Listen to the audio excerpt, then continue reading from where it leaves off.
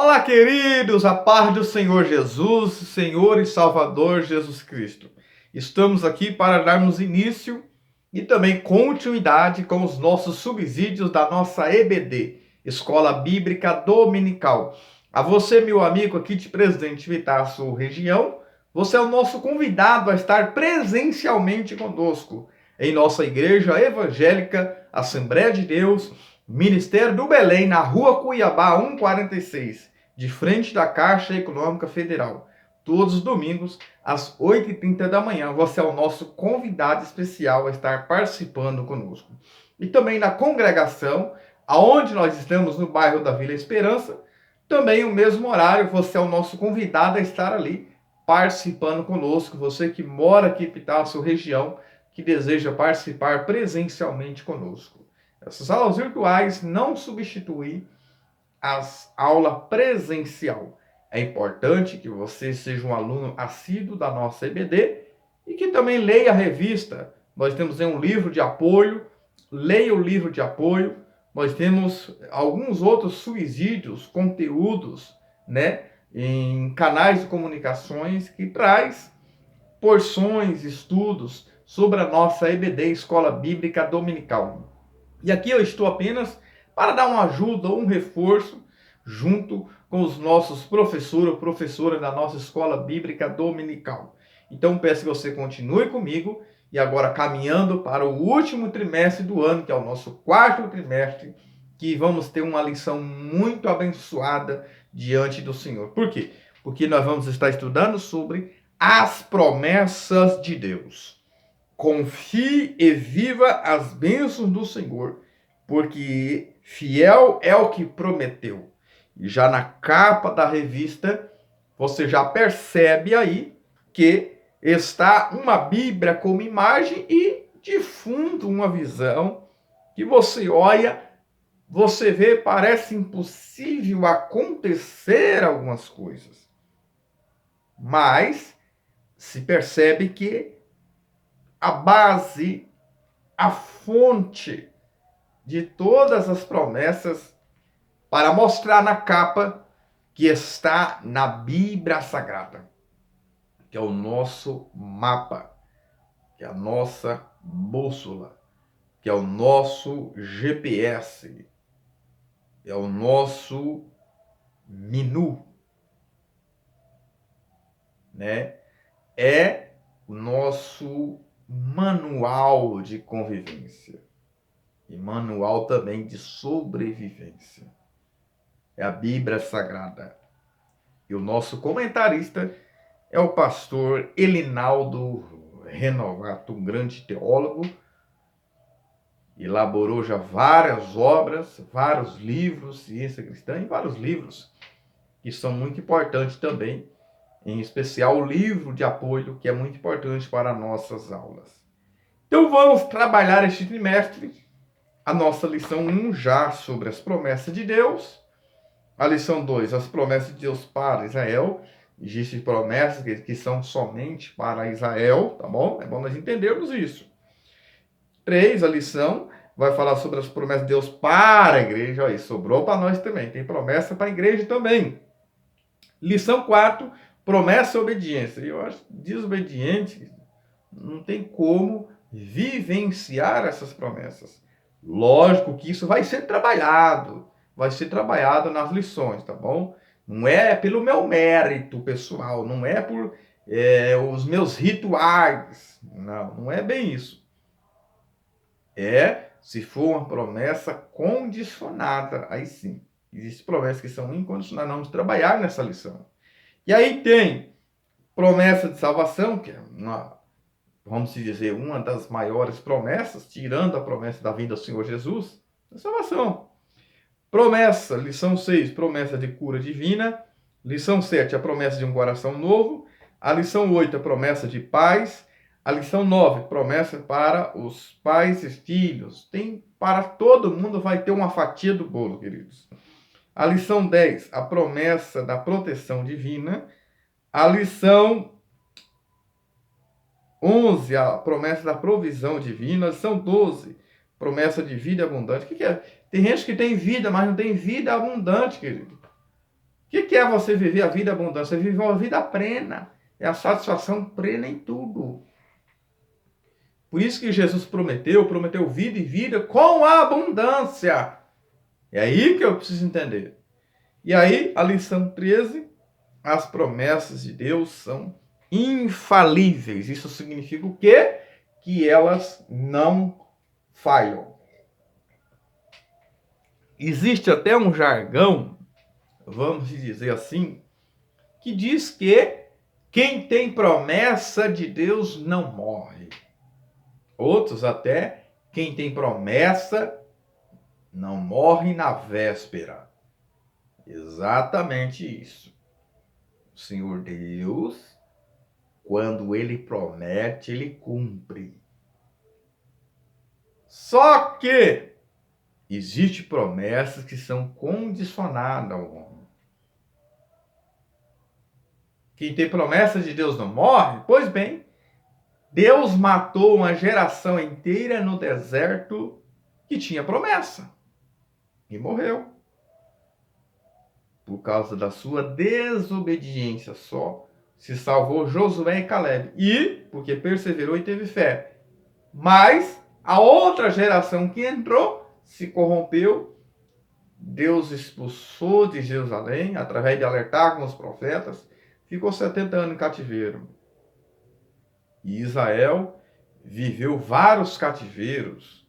Cativeiro egípcio, cativeiro assírio, cativeiro babilônico, Tito no ano 70, Vespasiano. São tudo coisas que Israel viveu e vivencia até hoje, experimenta até hoje por causa da sua desobediência. E essa lição eu gostei muito e fiquei muito feliz por esse tema, porque vai ser um tema, tá? Não vai ser como nós acabamos de estudar agora, um livro de Ruth e o livro de Esther. Não. Essa lição, ela é temática. O que é a lição temática? Ela vai trabalhar vários temas. Eu gostei muito da lição, porque ela vai vir em um momento muito propício. Por quê? Nós estamos caminhando já para as nossas eleições. Para vereador, prefeito. E o que a gente experimenta nesse período são muitas promessas. Que vai ter muita mudança, que vai ter emprego, que vai ter saúde boa.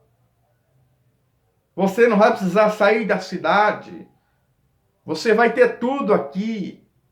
Promete, como dizia minha mãe, o mundo e os fundos. Só que a maioria dessas promessas, ou por que não dizer nenhuma, vai se cumprir. Por quê? Porque são promessas de homem.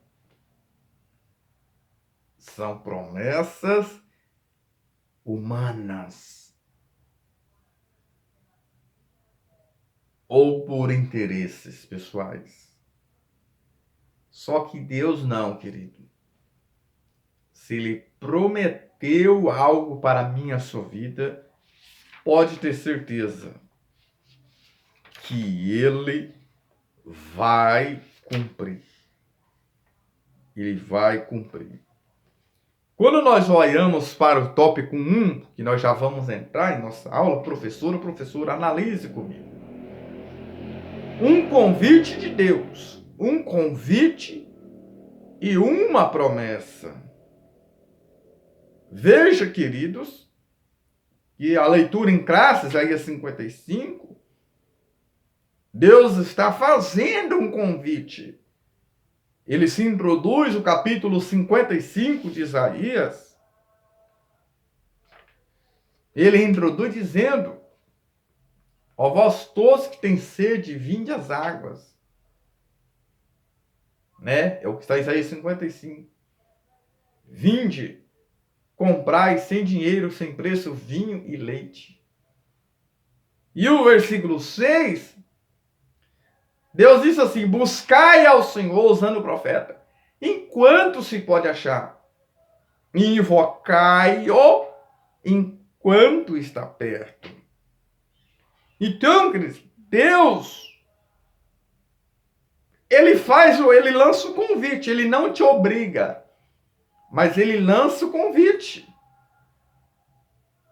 Jesus, ele se apresenta dizendo, eu estou aqui, venha a mim. Mateus 11, 28. Vinde a mim todos que estáis cansados e oprimidos, e eu vos aliviarei. Tomai sobre vós o meu jugo, e aprendei de mim, que eu sou manso e humilde de coração. Porque o meu jugo é suave, e o meu fardo é leve. Então, se eu quero vivenciar essa promessa, queridos, Deus, ele é fiel, ele é zeloso para cumprir. É preciso, nós já introduz aí essa lição dizendo assim, é preciso eu dar um passo para que eu viva essas promessas. Eu preciso aceitar o convite. Porque às vezes nós falamos errado, querido. Nós perguntamos quem quer aceitar Cristo Jesus. E aí você vai conversar, o macumbeiro fala que tem Jesus. Os católicos falam que aceitam a Cristo, os espíritas. Muitos falam que aceitam. Só que, na verdade, quando nós vamos biblicamente, é Ele que nos aceita. É Ele que tem que nos aceitar. É Ele que nos chama. Agora sim, eu posso perguntar quem quer aceitar o convite ou a proposta de Jesus. Aí sim. E aí eu correspondo, e aí eu me alinho. Quando Jesus chamou os discípulos, ele falou, vinde após mim. E eles, deixando tudo, passaram a seguir a Cristo. Até mesmo, queridos, no Antigo Testamento. Isso não é no Novo Testamento. Quando nós vamos para Deuteronômio, né? Lá no seu capítulo 30, né? O Senhor,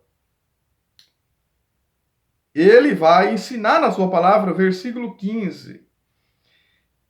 Veja que hoje tem um proposto, a vida e o bem, a morte e o mal. E aí, mais para frente, vamos dizer, escolhe, pois, a vida.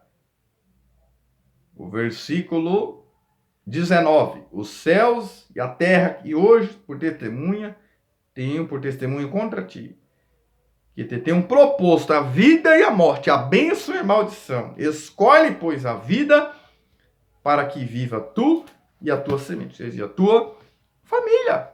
Josué 24:15, ele disse, se vocês quiserem servir os deuses, serve.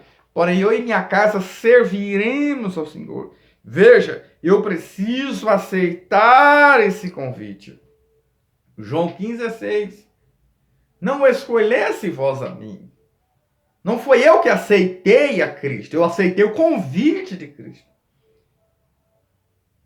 Não escolhesse vós a mim, mas eu vos escolhi, para que vades e deis fruto e o vosso fruto permaneça. Ponto 2. É preciso buscar ao Senhor. Há um vazio. Eu estava estudando um livro sobre o fator Melquisedeque. E nesse livro fala que há um vazio no homem ou na mulher que só pode ser preenchido pela presença de Deus. Deus colocou dentro do homem um desejo, um anseio por buscar a Ele. Existe um vazio no homem, quando eu falo homem ou a mulher, que só Deus preenche aquele vazio. O ateu, mas o ateu, se ele não crê em Deus, em alguma coisa ele crê, mas ele crê na matéria. Há um vazio nele. Então é preciso que nós buscar o Senhor. Mateus 7:7 fala que temos que pedir, fala que temos que buscar, fala que temos que bater, ao que pede, recebe, ao que bate, se abre, ao que busca, se encontra. Veja que é um pedido, uma busca e encontra. Tem pessoas que falam, eu quero a minha bênção. Você está buscando? Você está pedindo? Você está falando com Deus? Está buscando ao Senhor? Estamos orando? Estamos jejuando? Estamos buscando por aquilo? Estamos se sacrificando? Estamos pagando preço? Não estou falando do preço da cruz que já foi pago. Porque tudo que vem fácil vai fácil, é um ditado que diz. Então, tudo que nós temos que for adquirir tem que ter um preço. Nada vem fácil, querido. E o ponto 3 vai mostrar que temos que se arrepender. Isaías 55, 7. Né? Da leitura em classe. Deixe o ímpio o seu caminho e o homem maligno os seus pensamentos, e se converta ao Senhor, que se compadecerá dele. Torne para o Senhor, nosso Deus, porque grandioso é em perdoar. Veja, é preciso um arrependimento, e aí ela vai experimentar o júbilo e o florescer espiritual no lugar árido e seco. Há uma sequidão no homem. E nós temos a fonte da água da vida, que é Cristo, para saciar a nossa sede. Mas tem que buscar o Senhor. Isaías 44 diz, verso 3, porque derramarei água sobre o sedento. Deus está derramando a água da salvação. Ali está falando do Espírito Santo. Mas eu estou com sede. É o Isaías 55 de novo. Ó vós todos que têm sede, vinde às águas. Vinde às águas. Então eu preciso buscar o Senhor, queridos. Eu tenho que buscar o Senhor para eu aceitar esse convite e viver essas promessas. E o tópico 2 enfatiza isso, professor ou professora. As promessas de Deus estão fundamentadas o quê? Eu já falei sobre a capa. Primeiro ponto. Está fundamentada na Bíblia Sagrada. Veja que quando Deus prometeu a Abraão, ele prometeu também a Isaac e a Jacó. Veja que Abraão precisou tomar uma atitude, tomar uma iniciativa. Mas aquela promessa, ela veio de Deus para Abraão. Mas ele precisou fazer o que era. Porque o far-te-ei só vai se cumprir se tiver o sar-te-ei. Sar-te da tua terra.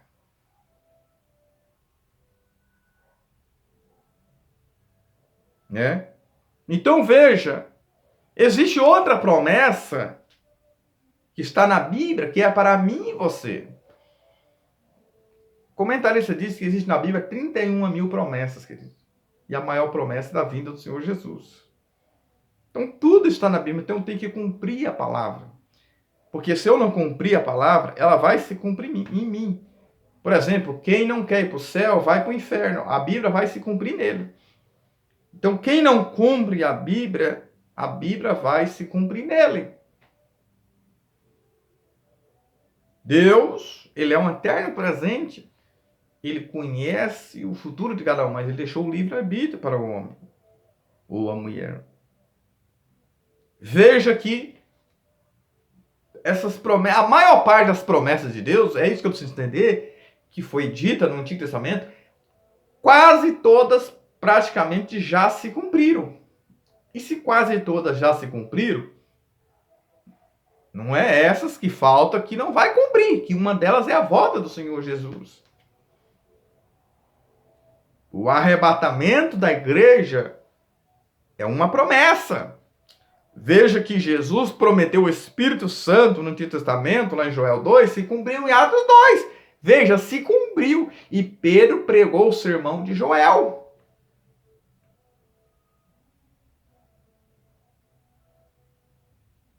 Olha só. podemos afirmar que a palavra promessa refere-se ao ato ou efeito de Deus comprometer-se com alguém em relação a alguma coisa, ou seja, um comprometimento de Deus. Deus prometeu salvar a nação de Israel. Deus prometeu abençoar a nação de Israel, querido. E veja que Deus tem um plano para a nação de Israel. Estou falando de Israel como nação, tá bom? Não estou dizendo como judeu hoje, como uma nação. Deus tem um plano de salvar a todos. Se você ver Romanos, capítulo 9, fala sobre o passado de Israel. Capítulo 10, o presente de Israel. O capítulo 11, o futuro de Israel. Passado, presente e futuro. E lá no capítulo 11 fala que todo Israel será salvo. Mas ali está falando como nação, não como um judeu hoje. Se ele quer ser salvo, ele tem que aceitar Jesus. Eu ser judeu não me dá o direito de ser salvo, sem me comprometer a obedecer a palavra. Judas era judeu e não foi salvo. Era judeu. Então, precisamos entender essa questão, queridos. Deus quer que nós vivemos, né? Deus se compromete em cumprir, porque no final da grande tribulação, Deus vai cercar Israel e todos vão ser salvos. Haja visto que um espera o Messias, mas eles são enganados com o anticristo e no final Jesus vai vir em encontro deles. E assim vai se cumprir Romanos 11, que todo Israel será salvo e Deus que não desiste da nação de Israel.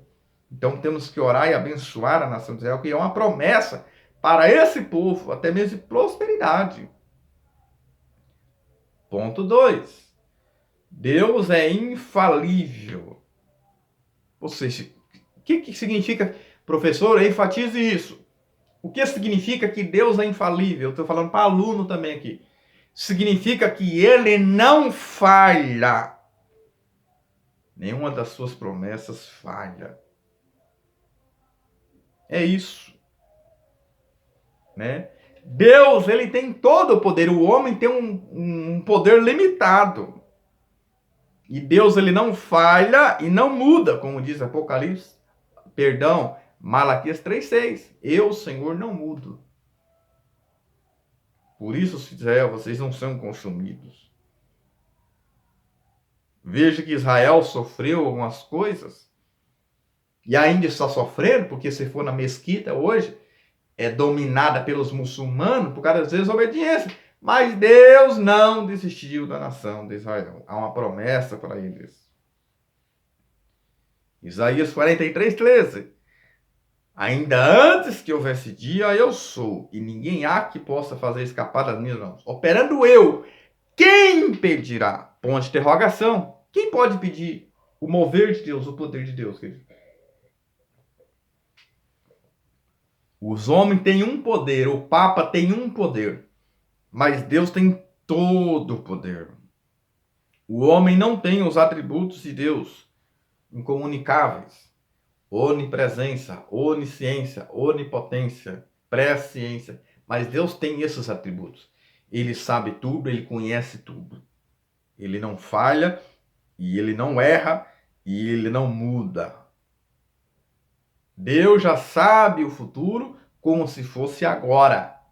Ele já vê o futuro como se fosse agora. Né? Então é importante nós entendermos isso. O ponto 3 fala que Deus, ele zela por sua palavra. Quando o Senhor foi chamar o profeta Jeremias no capítulo 1, vixe bem, versículo 11 e o 12, vixe bem, Jeremias, uma vara de amendoeira, porque eu velo sobre a minha palavra para o cumprir. Amendoeira é uma planta que ela renasce após o inverno. Ela é a primeira a florescer na primavera. E ela floresce e convida as outras a florescer. Ou seja, ela desperta, mas também desperta as outras que estão perto dela, trazendo vida. Após um grande inverno. E a palavra de Deus é assim. É no meio dos improváveis. É em meio à impossibilidade humana. Deus faz ressurgir. Assim como o profeta Jeremias viu a palavra se cumprindo, ele pregou um período de 40 anos em Israel e viu Israel indo para o cativeiro porque desobedeceu a Deus. Viste bem, o Senhor disse a Jeremias, porque eu velo sobre a minha palavra para cumprir. Se Deus falou, ele vai cumprir. E de Gênesis a Apocalipse, o que ele prometeu, ele se cumpre. Uma das primeiras promessas está em Gênesis 3,15, depois vem Jó também. Quando ele disse que da semente da mulher nasceria um que pisaria a cabeça da serpente. Paulo diz que esmagaria no fim. Ali uma promessa de salvação, ali uma promessa de redenção, ali uma promessa de resgate. Esse um que vinha da semente da mulher é Cristo. O plano de salvação já foi dado ali no jardim do Éden, aonde o homem mesmo pecou. No ambiente que ele pecou, Deus já veio com a promessa de salvação e se cumpriu. Jesus nasceu da semente da mulher, que é Maria, não da semente de José, que é do homem. Então, o tópico 3 fala de tipos e propósitos das promessas de Deus, promessas incondicionais. O que são promessas incondicionais? Explica isso, querido. Que não depende de uma condição do homem. Veja que Deus fez uma promessa lá em Gênesis 15, ali Abraão, ele apresentou o sacrifício, ele fez, preparou tudo, os novilhos, e Deus que passou entre as metades. Os dois tinham que passar, mas só Deus passou. E uma tocha ali, uma chama passou junto com ele. Mostrando que era algo que dependia unicamente de Deus. Um plano, essa promessa para a nação de Israel. Existem dois tipos de alianças. Alianças unilaterais e alianças bilaterais. Se você está na política, você sabe o que eu estou falando.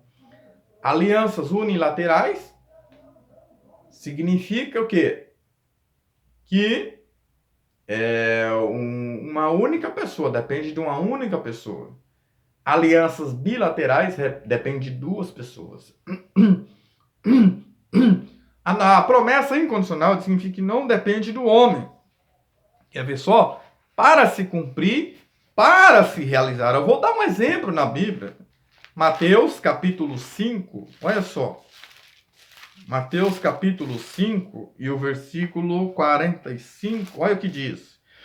Para que sejais filhos do Pai, Jesus está dizendo, Sermão do Monte, que estás nos céus, porque faz que o sol se levante sobre maus e bons, e a chuva desça sobre o justo e injusto. Ou seja, aqui é uma promessa de Deus, de chuva cair e sol sobre justos e injustos. Se eu sou justo e tem um ímpio do lado da minha casa, a chuva cai para mim, cai para ele também. O sol vem para mim, vem para ele também. É a mesma coisa. Ele não depende da obediência dele. É uma promessa de Deus.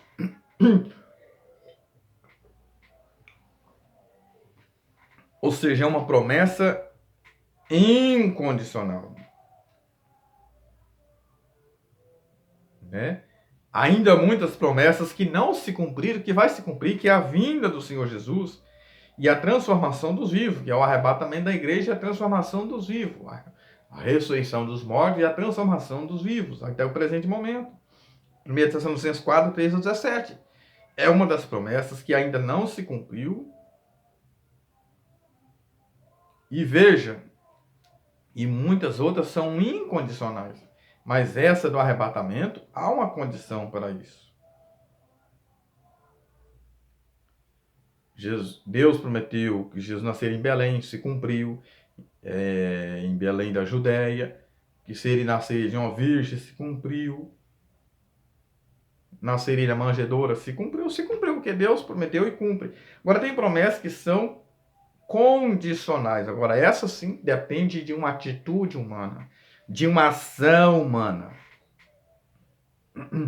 Existe também a individual e a coletiva, mas a lição vai tratar sobre a promessa condicional e incondicional. Condicional é quando há uma condição. Veja uma promessa de cura, o Êxodo 15:26, é se eles obedecessem. Quando fala se na Bíblia, é uma condicional, se obedecer. Lá em Deuteronômio 28, se nós formos vermos lá, existe 14 versículos por eles obedecer, ele viveria aquilo ali. Só que lá em Deuteronômio 28, existe o quê? Existe 54 versículos que falam sobre maldição. Juntando tudo, são 68 versículos. Só que só 14 fala de obediência. 54 fala castigo por desobediência. Só que lá fala, se ouvir a voz. Se é condicional. Agora, se não ouvir, vai ter as consequências. Veja que se são 54, 3 vezes a mais do que por obedecer a Deus. Porque se são 14, por obedecer. Então, existe, por exemplo, perdão. É condicional. Se eu não quero perdoar meu irmão, eu não sou perdoado. Leia o Sermão do Monte, você vai entender. Existe promessa de Deus por permanecer e guardar os seus mandamentos. Porque a vez falando em Jeremias 33:3, clama a mim, responder-te, anunciar-te coisas grandes. Filho, nós pegamos esse versículo, fazemos campanha, fazemos a maior bagunça. Não sou contra. Mas vamos analisar o contexto, o texto e contexto, para não fazer um pretexto. Senão, o macumbeiro clamar, Deus vai ouvir. Todo mundo clamar, Deus vai ouvir. E lá em João 15:7, se vós estiverdes em mim e as minhas palavras estiverem em vós, tudo que pedir vos será feito. Aqui é o quê? É uma condicional. Jeremias é no Antigo Testamento, é para um contexto para o povo. No Novo Testamento, Jesus vem dizendo, tem uma condição para isso. Um pai, Deus é nosso pai, ele quer o melhor para o seu filho. E tem um propósito, a promessa. Ponto 3. Deus tem um propósito. É estabelecer uma aliança com o ser humano. Veja que quando Deus fez quando falou ali com Noé, daquela aliança do arco, não exigiu nada de Noé, que não destruiria mais com chuva. Foi Deus que fez, não exigiu nada de Noé. Então, Deus quer estabelecer sua aliança com o seu povo e reconsiderar o destino da raça humana, dando uma oportunidade por meio do justo Noé. É o que Deus deu. E o outro propósito é mostrar o que? A eleição de um povo como parte da sua aliança com Abraão. E Deus tem outros propósitos também, né? Ao fazer as suas promessas e realizar. Deus tem os seus propósitos. Deus tem o seu objetivo. Fechando aqui, lá em Números, capítulo 23, e o versículo 19 vai dizer assim, Deus não, quando vai as profecias de Balaão, né, que ele vai falar que ele queria amaldiçoar, mas não conseguiu, Deus não permitiu ele amaldiçoar, mas depois induziu o povo a pecar, né? Deus não é homem para que minta, nem filho do homem para que se arrependa. Porventura, diria ele e não faria? Ponto de interrogação. Se Deus falou alguma coisa, ele não vai fazer? Ou falaria e não confirmaria? Será que Deus não vai confirmar o que ele falou? Ele vai confirmar com você, vai confirmar no seu coração, vai confirmar usando alguém. E ao versículo 20, Balaão diz, eis que eu recebi mandado de abençoar, pois ele tem abençoado e não posso revogar. Porque Deus, ele é fiel para cumprir as suas promessas. Deus não é uns políticos que nós temos aí, que mente, que promete e não cumpre. Mas Deus, se você viu que alguém prometeu e não cumpriu, pode ter certeza, se Deus prometeu, ele vai cumprir na sua vida. Mas eu preciso ver se as promessas pautadas na Bíblia é condicional ou não é. Pode ser que Deus espera que eu obedeça a palavra para que essa promessa se cumpra, ou não.